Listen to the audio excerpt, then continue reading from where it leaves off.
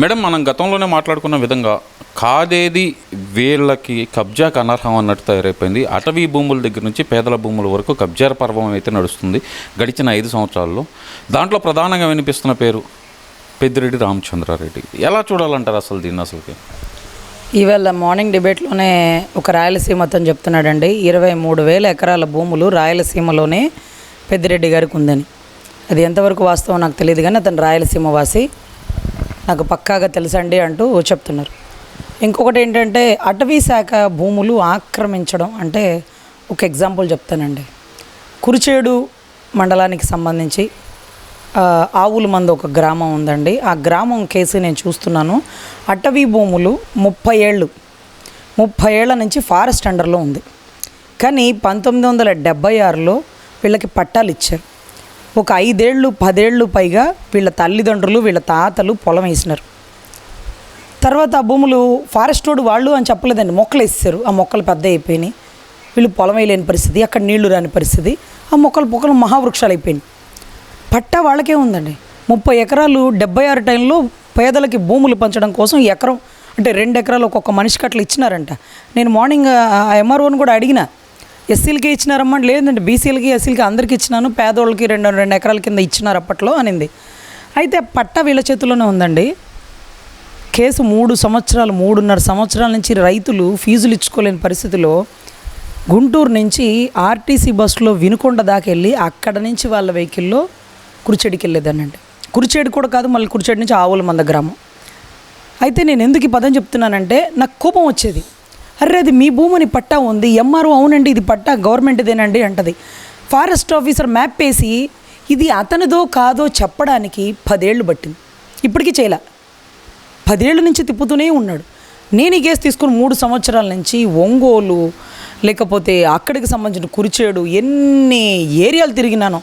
Sir మీరు మ్యాప్లో చూడండి, ఈ భూమి మీది కాకపోతే రైతులకు ఇచ్చేయండి సార్, 2 ఎకరాలు గవర్నమెంట్ ఇచ్చిన భూమి కదా సార్ అంటే, ఇది మాది అయ్యి ఉండొచ్చండి, మ్యాప్లో చూద్దాం. వాళ్ళది అయ్యిందనడానికి వాళ్ళ దగ్గర ఒక్క ఆధారం లేదు. మనది అనడానికి 76 పట్టా ఉంది. నాకు కోపం వచ్చేయమన్నాను తెలుసా, చెట్లు నరికేయండి, ఎవరు వస్తారో రానివ్వండి, వచ్చినోడు ఇది నాది అనడానికి కాగితం చూపిస్తేనే వాడు అడుగు పెట్టడాలి. నరికేటప్పుడు ఇది మాది అనడానికి 76 పట్టా ఉంది కదా గవర్నమెంట్ ఇచ్చిన పట్టా, అది మనం చూపిద్దామన్నా.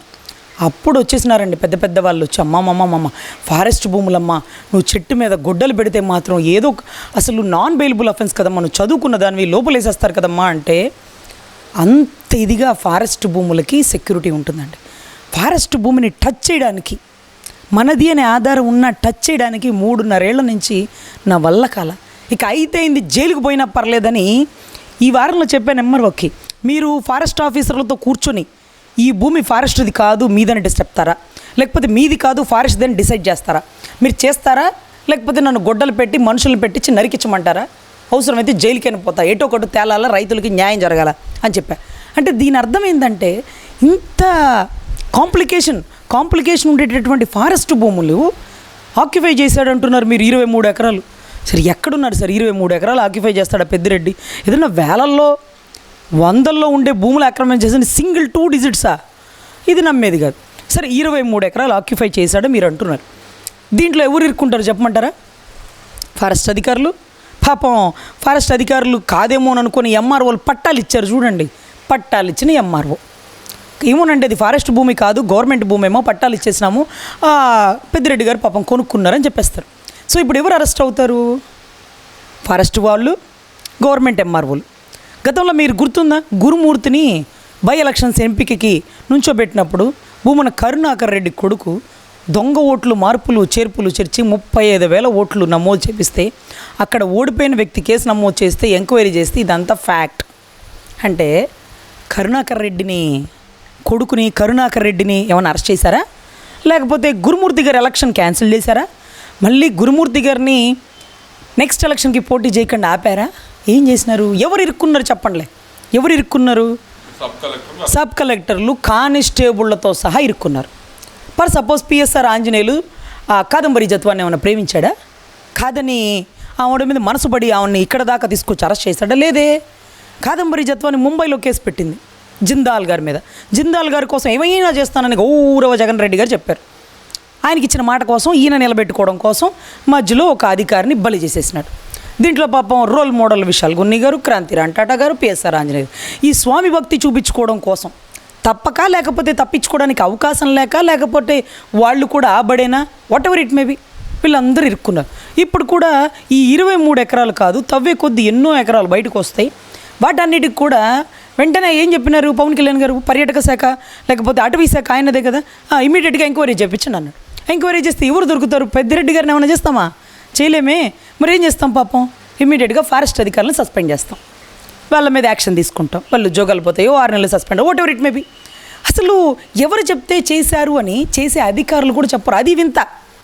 వింత ఏంటంటే, నెంబర్ 1 వింత ఏంటంటే అదే లిక్కర్ స్కామ్లో ధనంజయ రెడ్డి గారు ఉతికి ఆరేసి దండం మీద వేసిన left hand right hand Krishnamohan Reddy గారు, ధనంజయ రెడ్డి గారు. ఎవరికి లెఫ్ట్ హ్యాండ్ రైట్ హ్యాండ్ మీకు తెలుసు పాపం, మీ అందరికీ తెలుసు. ఆప్షన్ లేకుండా ఆన్సర్ చెప్పేస్తారు, కానీ వారి పేరు మాత్రం ప్రస్తావించరు. అదే రకంగా పాపం డైరెక్టర్ గారు, భారతీయ సిమెంట్ డైరెక్టర్ గారు గోవిందప్ప బాలాజీ గారు, ఆయన నోరు తెరవడు. ఇంకో మీరు ముఖ్యంగా తెలుసుకోవాల్సింది ఏంటంటే, ప్రకృతి వైద్యం నిమిత్తం గోవిందప్ప బాలాజీ గారు మానసిక వ్యాధితో బాధపడుతూ, ఒకవేళ అంటే ప్రకృతి వైద్యం ఉన్నారు, దాని తర్వాత పరిస్థితిని బట్టి ఆప్షన్ ఫిల్ చేస్తారు. ప్రకృతి వైద్యం కోసం మైసూరు దగ్గర అడవి ప్రాంతాల్లో ఉండేటటువంటి ఒక ప్రకృతి వైద్యశాలలో ఉంటే అర్ధాంతరంగా పట్టుకొచ్చారన్నారు. ఏ వైద్యం చేయించుకుంటున్నాడు అనేది చెప్పలా. ఎనీ టైం మానసిక రుగ్మతతో ఏం మాట్లాడుతున్నాడో తెలియని పరిస్థితుల్లో ట్రీట్మెంట్ ఇప్పిస్తుంటే అతన్ని తీసుకొచ్చేసారా? అతను చెప్పింది రాసుకుంటున్నాడా? No, he was literally the patient అని ఒక డాక్టర్తో సర్టిఫైడ్ పుట్టిస్తారు ప్రకృతి వైద్యశాల నిపుణుల దగ్గర నుంచి. అంటే అసలు నాకు అర్థం కాదు ఏంటంటే, వీళ్ళ ఓనర్లు ఎవరో మనకు తెలుసు, వీళ్ళ లెఫ్ట్ హ్యాండ్ రైట్ హ్యాండ్ ఎవరో మనకు తెలుసు. వాళ్ళని తీసుకురాం, వీళ్ళు ఇక్కడే ఉంటారు. వీళ్ళు అవును లేదు కాదు మర్చిపోయాం, మాకు తెలియదు, గుర్తులేదు, ఇవే ఆన్సర్స్ చెప్తారు. ఇదంతా ఒక ఎత్తు అయితే మేడం, ఆయన ఎన్నికల అఫిడవిట్లో, పెద్దిరెడ్డి ఎన్నికల అఫిడవిట్లో వాళ్ళ భార్యకు సంబంధించి 143 ఎకరాలు అనేది చూపించకుండా ఉంచారు. దాని మీద ఇప్పుడు ఎంక్వైరీ అయితే నడుస్తుంది. ఒకవేళ గనక అది నిజమే అని తెలిస్తే కనుక ఆ కేసుతో పాటు ఈ కేసు ఎలా ఉండబోతుంది అంటారు పెద్దిరెడ్డి భవితవ్యం అనేది? సార్, గతంలో మీకు చెప్పాలి, గుంటూరుకు సంబంధించి టీడీపీ అభ్యర్థి ఎవరండి పోటీ చేసి మన యేసురత్నం గారి మీద గెలిచిన అభ్యర్థి, యేసురత్నం గారి మీద గెలిచిన అభ్యర్థి గుంటూరు వెస్ట్ గతంలో టీడీపీ అభ్యర్థి, నో ముస్లిమా వైశాసతను మద్దాలి గిరి గారండి. మద్దాలి గిరి గారి అఫిడవిట్లో రాంగ్ సబ్మిట్ చేశారని పాపం డిఐజీ క్యాడరు యేసురత్నం గారు జంజాల రవిశంకర్ గారి దగ్గర ఒక కేసు నమోదు చేశారు. అప్పుడు నేనే యాజ్ అ జూనియర్గా రవిశంకర్ గారితో పాటు ఆ కేసు చూసేదానండి. దాంట్లో అఫిడవిట్లో రాంగ్ స్టేట్మెంట్లు ఉన్నాయి. అంటే అతను చెప్పిన దాంట్లో కొంత భూమి, కొంత ప్రాపర్టీ ఏదో లేదనో ఉందనో లేకపోతే ఇంకోటి ఏవో ఉన్నాయి. వాటిని బేస్ చేసుకుని ఎలక్షన్ని క్యాన్సిల్ చేయొచ్చా అంటూ కోర్టులో కేసులు నడుస్తూనే ఉన్నాయి. ఈ లోపు ఆయన టర్మ్ అయిపోయింది, మళ్ళీ ఇంకొకళ్ళు పోటీ చేసేసారు, ఆయన సైడ్ అయిపోయాడు. రే ఆయన నిలకడమే తెలియదంటే ఇంత నిలకడగా ఉండాలా? ఇప్పుడు కూడా మీరు ఎందుకు ఇది చెప్తున్నానంటే, ఇప్పుడు మీరు మళ్ళీ అఫిడవిట్ ఉంటున్నారు. అదేంటో దరిద్రం, మీరు 140 ఎకరాల గురించి తవ్వుకుంటూ ఉంటారండి. కోట్లు ఆస్తుల్ని ఏ రూపంలో ఎక్కడెక్కడ పెట్టాడు? అటవీ భూముల్ని పెట్టాడా? పర్యాటక శాఖని అండర్ కంట్రోల్లో పెట్టి ఎన్నెన్ని భూములు కబ్జా చేసినారు? 1000 కోట్లు లిక్కర్ స్కామ్ని దేశాలు దాటిచ్చినటువంటి కొడుకు గారికి స్వయాన తండ్రి గారు కదా మేడం. ఇక్కడ ఒక విషయం చూస్తే కనుక, మరి ఈ స్కాములన్నీ జగన్మోహన్ రెడ్డికి తెలియకుండా జరిగినాయి అనుకోవచ్చు అంటారా, లేదంటే తెలిసే వదిలేశారు అనుకోవచ్చు అంటారా, మనాళ్లే కదా అని? సరే, ఈ క్వశ్చన్కి ఆన్సరు మరి రాష్ట్ర ప్రజలు అడిగితే ఆప్షన్ లేకుండా మరి జగన్ రెడ్డి గారే చేపించారండి అంటారు. కానీ పాపం మీరు అమాయకులు కదా, వాట్ అన్ ఇంటెలిజెంట్ బాయ్ అన్నట్టుగా మీకు ఆన్సర్ తెలియదు. కానీ పాపం సిట్ ఎంక్వైరీ వరకు, సిబిఐ వరకు, ఈడీ వరకు తెలియదు. నేనేమో తెలుసా లేదని కూడా చెప్పలేను. కానీ రాష్ట్ర ప్రజలు చెప్తారు అన్నీ జగన్ గారే చేపిస్తున్నారండి, మళ్ళీ మీరు ముసుగులో గుదులాట క్వశ్చన్ ఆన్సర్ అడుగుతారండి, నాకు అర్థం కాదని అంటారు. సరే, అసలు జే బ్రాండ్స్ అంటే ఎవరు? పెద్దిరెడ్డా, సజ్జల రామకృష్ణారెడ్డా, లేకపోతే విజయసాయిరెడ్డా? జే అంటే ఏంటి? What is an abbreviation of J brands. అసలు బూమ్ అనే ఒక మందు తాగితే ఏంట్రా బాబు ఆంధ్ర రాష్ట్రంలో ఎట్ట తాగుతున్నారు ఆ మందు? నాకు నీళ్ళల్లో కొట్టుకులాడుతున్నట్టుంది, మురికి కాలంలో కుడితే తాగుతున్నట్టుంది అంటూ రాకేష్ మాస్టర్ గారు ఒక వీడియో క్లిప్పింగ్ రిలీజ్ చేస్తే తర్వాత ఒక 2-3 రోజులు 4 రోజులు ఆయన చచ్చిపోయారు కూడా. అనుమానాస్పదంగా లేకపోతే ఆ బూమ్ మందు తాగి చనిపోయారు. ఆయన హైదరాబాద్లో ఏ మందు తాగినా ఏ వీడియోలు చేసినా బాగానే ఉండేవాడు. దరిద్రానికి ఆంధ్రాలో అడుగుపెట్టి ఈ మందు తాగిన పాపానికి, మందు తాగిన పాపం లేదండి, తాగిన మందు గురించి ధైర్యంగా స్టేట్మెంట్ ఇచ్చాడు చూడండి. మందు తాగినోడు ధైర్యవంతుడు అంటే ఏమో అనుకున్నాను, కానీ రాకేష్ మాస్టర్ గారు పోతా చాలా ధైర్యంగా బూమ్ మందు మీద గురించి ఒక స్టేట్మెంట్ ఇచ్చిపోయారు. సో ఇట్లా ఈ మందులో క్వాలిటీ తగ్గిందని పురంధేశ్వరి గారు మాట్లాడితే, మన గౌరవ అప్రూవర్గా మారిపోతున్నటువంటి విజయసాయిరెడ్డి గారు చెప్తారు, మందులో క్వాలిటీ గురించి మీకెలా తెలిసింది పురంధేశ్వరి గారు, మీరు ఏమన్నా తాగారా? నాకైతే అలవాట్లేదు మందు తాగడం అని స్టేట్మెంట్ ఇచ్చినటువంటి ఒక నైతిక బాధ్యత లేనటువంటి ఒక రాజ్యసభ సభ్యుడు సిగ్గుపడాలి. ఒక పురంధేశ్వరి గారు ఒక బీజేపీ సంబంధించిన వాట్ ఎవర్ ఇట్ మే ఒక లేడీ గురించి నీకు మందాలు అంటే పురుగుల మందులో క్వాలిటీ లేదంటానండి, నేనేమన్నా తిని టెస్ట్ చేసి చెప్తున్నానంటానా? పురుగు మందులో క్వాలిటీ లేదండి, పురుగులు చావట్లేదు అంటారు. అప్పుడు మీకు ఎలా తెలిసిందని పురుగుల మందులో క్వాలిటీ మీరేమో టెస్ట్ చేశారా అని మాట్లాడతారా?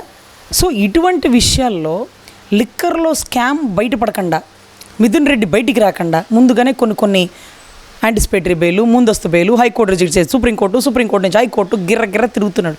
ఇందుకే నీకంత కంగారంటే గోవిందప్ప బాలాజీ ఫస్ట్ చెప్పే పేరు Mithun Reddy. SPY agro distilleries, Adhan distilleries, చాలా డిస్టిలరీస్ ఓనర్సు వాళ్ళే. అయినా లిక్కర్ పాలసీ గురించి రెడీ చేసేటప్పుడు లిక్కర్ ఓనర్లు అయినటువంటి SPY agro distillery Sajjala Sri Kanthireddy గారిని, అధాన్ డిస్టిలరీస్ ఓనర్లైన విజయసాయిరెడ్డి గారిని, వీరందరినీ కూర్చోబెట్టి లిక్కర్ పాలసీ రెడీ చేయడం ఏంటండి? అది విజయసాయిరెడ్డి గారి ఇంట్లో, అది ఒక మినిస్ట్రీ ఆఫ్ అఫైర్స్ లేకపోతే సెక్రటేరియట్లో లేకపోతే ఎక్కడో అజ్ఞాతంగా చేయాలా? అరే డిస్టిలరీస్ అంటే ఒక జడ్జి గారు ఒక మర్డర్ కేసు వాడికి జడ్జిమెంట్ ఇచ్చేటప్పుడు ఆ మర్డర్ కేసు వారి కుటుంబ సభ్యులు, మర్డర్ కేసు చేసినోడు, పేమెంట్లు ఇవన్నీ కూర్చొని చేస్తారండి. సో ఇటువంటి పరిస్థితుల్లో రాష్ట్ర రాజకీయాలను తీసుకొస్తే మీరు ఒక విషయం తెలుసుకోవాలి, సిట్ దర్యాప్తు చేస్తుంది, దీంట్లో డబ్బుల విషయం బయటకు వచ్చేసింది. రాష్ట్ర ప్రజలు అంటున్నారు ఈడీ ఎంటర్ అయిపోతుంది, ఇప్పుడు వీడంతా తేల్చేస్తుందని. ఏమ్మా ఎందుకు అలా కలలు అంటున్నారు? అబ్దుల్ కలాం గారు చెప్పారనా? ఈడీ గతంలో కూడా రాష్ట్రంలోకి వచ్చింది మీకు తెలుసా? వివేకానంద రెడ్డి గారు మర్డర్ కేసులో ₹1 కోటి సుపారీ అందినప్పుడు అతను ఖర్చు పోగా 72 లక్షలు స్పాట్లో క్యాష్గా అకౌంట్లోంచి ఈడీ సీజ్ చేసినప్పుడు ఈడీలో ఒక అద్భుతమైన హానెస్ట్ అధికారి గాంధీ గారు వచ్చారు. గాంధీ గారు వచ్చి ఈడీ ఎంక్వైరీ కోసం first phone call Avinash Reddy గారు మీకు చేశారట, మీ పిఏ గారు మీకు మళ్ళీ నిద్రలేపి మరి ఫోన్ మాట్లాడిచ్చారట, మీరు తర్వాత జగన్ గారికి ఇచ్చారట. ఇవన్నీ స్టేట్మెంట్లో విన్నాము, కానీ మీ నుంచి తెలుసుకోవాల్సినటువంటి స్టేట్మెంట్లు ఉన్నాయని ఒక నోటీస్ ఇష్యూ చేస్తే, మీరు రావాల్సి ఉంటుందని ఒక నోటీస్ ఇష్యూ చేస్తే, అప్పుడు మన డైలీ సీరియల్ కార్తీక దీపంలాగా చెప్పుకునే వాళ్ళం కదా, రేపు పొద్దునే భారతి గారు వచ్చేస్తారు స్టేట్మెంట్ ఇష్యూ చేశారని. పాపం కానీ ఆ స్టేట్మెంట్ ఇష్యూ చేసిన పాపానికి, జస్ట్ నోటీస్ రండి అన్న పాపానికి 2019-24లో ఈడీ కేసులో అత్యంత నిజాయితీపరుడైనటువంటి గాంధీ గారి మీద ఈడీ వాళ్ళని దాడికి పంపించి ఆయన్ని ఎన్నో రకాలైన ఇబ్బందులకు గురి చేసిన పరిస్థితి. అంటే ఈడీ మీదకి ఈడీనే పంపించారు, రౌడీని పంపించాల, ఈడీ మీదకి ఈడీనే పంపించారు. What you mean that? CBI దాంట్లో రామ్ సింగ్ అంటే ఒక number 1 role model. Ram Singh గారి మీద కేసులేసి రామ్ సింగ్ గారిని చంపేస్తానని బెదిరించి ఆయన జీబులు వెనక్కి పంపించారు. అంటే సిబిఐ రాగలిగిందా? ఈడీ చేయగలిగిద్దా? ఏదో రాష్ట్రం అండర్లో నడుస్తుంది కాబట్టి సిట్టు ధైర్యంగా వీళ్ళని రండి వాళ్ళని రండి అని చేస్తుంది. ఈడీ సిబిఐ ఎందుకు ఎంటర్ అవ్వట్లా? వాళ్ళకి అంటే ఢిల్లీ వాళ్ళకి అర్థం కావట్లా. రాష్ట్రంలో 100 కోట్లకే ఇంతమంది బయటకు వచ్చినారే, ఢిల్లీలో 1000 కోట్ల స్కాము, క్వాలిటీ లేని మందు అంటే ఒక్కడు రావట్లేదంటే మరో బీహార్, ఇప్పుడు బీహార్ కదండి, పాత బీహార్ లాంటి ఆంధ్రాగా తయారైపోయింది. ఈడీ వారికి సిబిఐ వారికి ఇక్కడ రక్షణ లేదు, ఎవరు వచ్చే ధైర్యం చేయలేరు. ఒక నోటీస్ ఇచ్చి కోర్టుకు పిలిపించండి, ఒక నోటీస్ ఇచ్చి సిబిఐ ఎంక్వైరీకో, ఈడీ ఎంక్వైరీకో, సిట్ ఎంక్వైరీకో దర్యాప్తు చేయండి. ఆయన ఈ మధ్య వాళ్ళ ఎమ్మెల్యేకి మెసేజ్ ఇచ్చారు, మీరందరూ జైలుకి పోవడానికి సిద్ధమైపోయింది, ప్రజల్లో సానుభూతి వస్తుంది, మనం ఏం బాధపడాల్సిన పని లేదు, మనం అందరం తప్పులు చేసిన వాళ్ళమే కాబట్టి లోపలికి వెళ్దాం, బయటకు వచ్చేద్దాం. నేను 16 నెలలు మీరు రేటి వెళ్ళిన వాళ్ళకి టికెట్లు అన్నారు. ముందస్తుగా ఆ ప్రేమని చూపించుకోవడానికి గోరంట్ల మాధవ్ గారు ముందుగానే దూకేశారు.